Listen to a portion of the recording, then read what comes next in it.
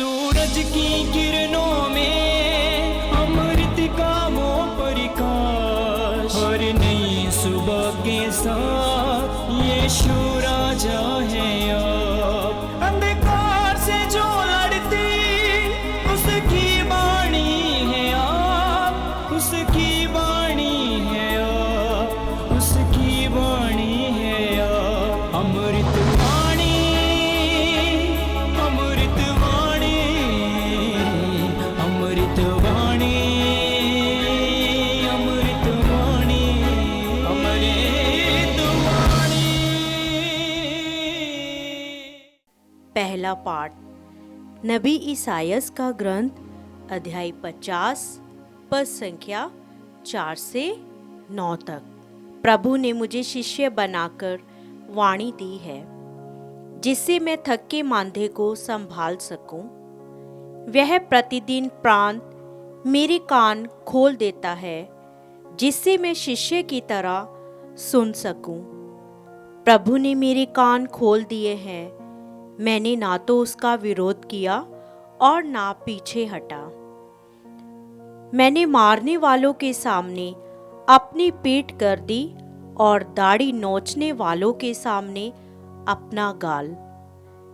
मैंने अपमान करने और थूकने वालों से अपना मुख नहीं छिपाया।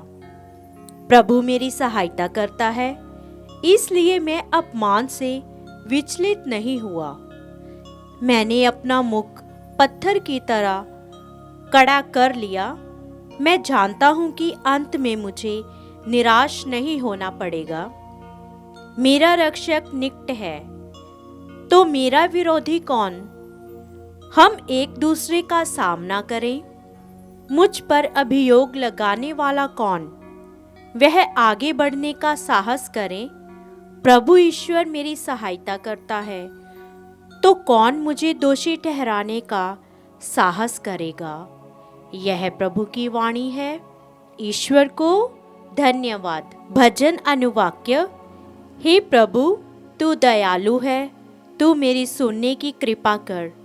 हे प्रभु, तू दयालु है, तू मेरी सुनने की कृपा कर। तेरे ही कारण लोग मुझे ताना मारते और मेरा उपहास करते हैं।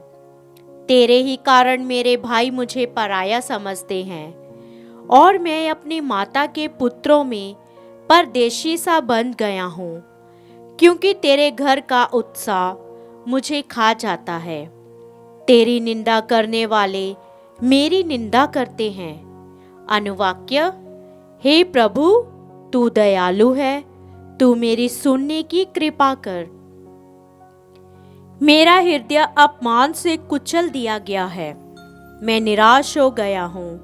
मैं व्यर्थ ही हमदर्दी की आशा करता रहा। मैं दिलासा चाहता था, किंतु वह मिला नहीं। उन्होंने मुझे भोजन के बदले विष खिलाया और प्यास बुझाने के लिए मुझे सिरका पिला दिया। अनुवाक्य।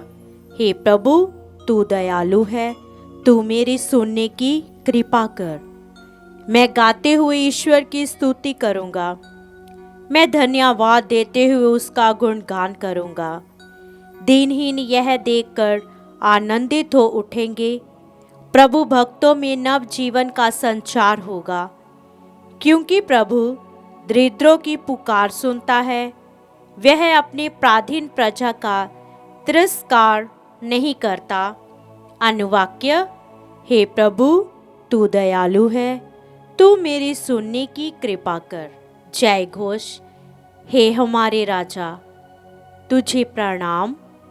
तूने ही हम पापियों की सहानुभूति दिखाई।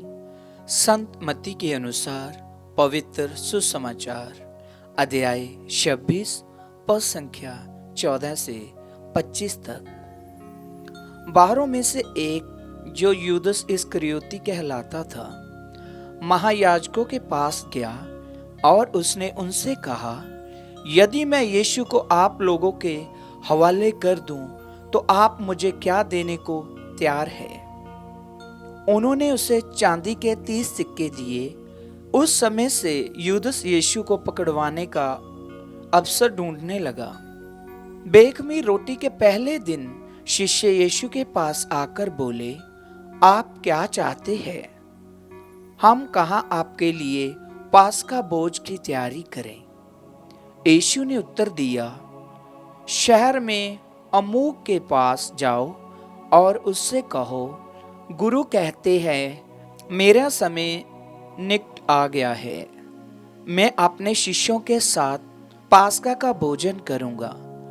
यीशु ने ऐसा आदेश दिया। शिष्यों ने वैसा ही किया और पास्का भोज की तैयारी कर ली। संध्या हो जाने पर यीशु बारह शिष्यों के साथ भोजन करने बैठे। उनके भोजन करते समय यीशु ने कहा, मैं तुम लोगों से कह देता हूं, तुम में से एक ही मुझे पकड़वा देगा।